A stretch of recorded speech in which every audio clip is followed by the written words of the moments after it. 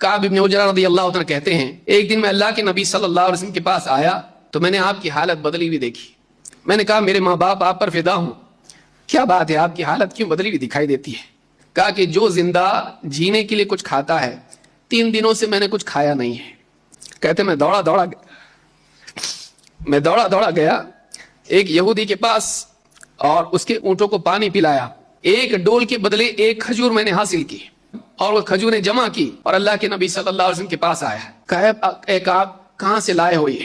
تو میں نے بتایا اللہ کے رسول میں ایک یہودی کے پاس گیا, اس کے باغ میں اونٹوں کو میں نے پانی پلایا اور ایک ڈول کے بدلے بدلے ایک کھجور مجھ کو ملی. کہا کہ اے کعب کیا تم واقعی مجھ سے محبت کرتے ہو؟ کہا میرے باپ آپ پر فدا ہو جائیں, میں واقعی آپ سے محبت کرتا ہوں. کہا کہ جو شخص مجھ سے محبت کرتا ہے فقر اس کی طرف ایسے بڑھتا ہے, اس کی طرف ایسے لپکتا ہے, غریبی فقر و فاقہ تنگ دستی اس کی طرف ایسے لپکتی ہے جیسی اونچائی کی طرف سے ڈھلان کی طرف پانی آتا ہے.